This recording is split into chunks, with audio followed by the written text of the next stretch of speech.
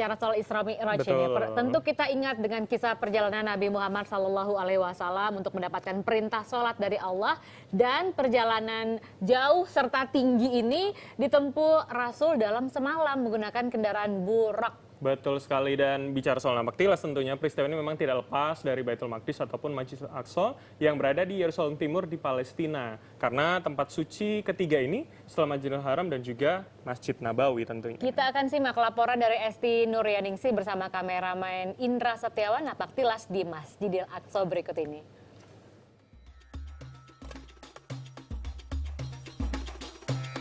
Hari masih gelap dan dingin.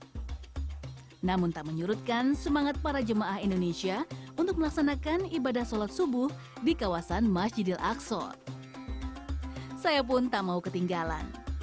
Bersama para jemaah, kami menyusuri lorong jalan sepanjang kurang lebih 300 meter.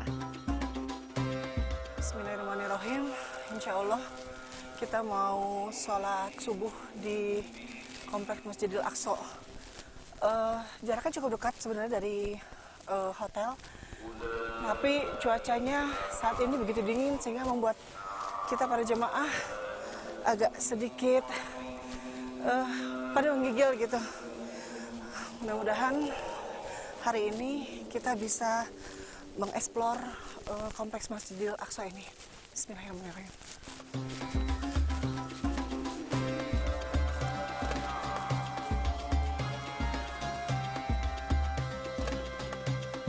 Sholat subuh dilaksanakan di Masjid Qibli, salah satu masjid yang berada di Kompleks Al-Aqsa. Usai sholat, saya mengikuti kajian yang menjelaskan akan makna dari perjalanan Napak Tilas kami. Masjid Al-Aqsa memiliki luas sekitar 144 dunum atau 14 hektar. Di dalamnya terdapat beberapa bangunan masjid. Masjid Qubatus Syahroh atau Dome of the Rock adalah bangunan pertama yang kami jumpai saat melewati pintu gerbang. Berbentuk segi delapan, masjid ini memiliki kubah berwarna emas dengan bagian dalam dihiasi ukiran nan cantik. Konon, masjid ini dibangun untuk melindungi batu yang menjadi pusat kiblat ketika Masjidil Aqsa menjadi kiblat pertama. Batu ini juga diyakini menjadi pijakan Rasulullah saat naik ke Sidratul Muntaha. Di bawah batu, terdapat ruangan kecil tempat sholat Rasulullah sebelum Isra Mi'raj. Wallahu alam. Napak Tilas kami lanjutkan ke Masjid Buraq yang berada di sebelah kiri Masjid Qibli. Untuk masuk ke Masjid Buraq, kami harus menuruni anak tangga karena lokasinya memang di bawah tanah. Di dalam masjid yang luasnya sekitar 30 meter persegi ini, terdapat sebuah besi yang konon menjadi tempat Rasulullah menambatkan buraqnya sebelum bertolak ke langit ketujuh. Seperti yang dikisahkan saat malam Isra Mi'raj, Nabi Muhammad SAW ditemani malaikat Jibril terbang menggunakan buraq dari Masjidil Haram ke Masjidil Aqsa. Buraq digambarkan sebagai hewan berwarna putih, lebih besar dari keledai dan memiliki kecepatan luar biasa. Perjalanan Rasulullah SAW ini berbuah perintah sholat 5 waktu. Bangunan lain di kompleks Masjidil Aqsa adalah Masjid Qibli. Disebut Masjid Qibli karena letaknya di sebelah selatan kiblat.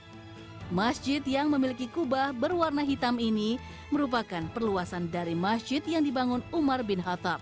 Tak kalah dengan Dome of the Rock, Masjid Qibli juga memiliki keindahan yang luar biasa. Lihat saja, pilarnya yang kokoh berhiaskan ornamen.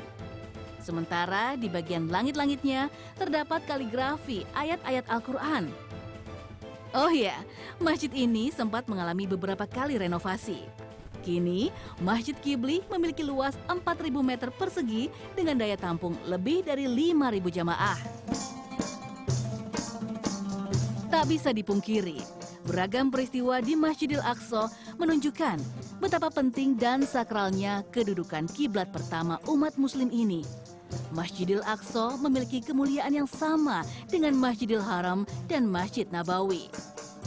Dalam sebuah hadis disebutkan, Siapapun yang sholat di sini setara dengan 500 kali sholat dan akan diampuni dosa-dosanya ibarat bayi baru lahir. Insya Allah. Esti Nuryaningsih, Indra Septiawan, Yerusalem, Palestina.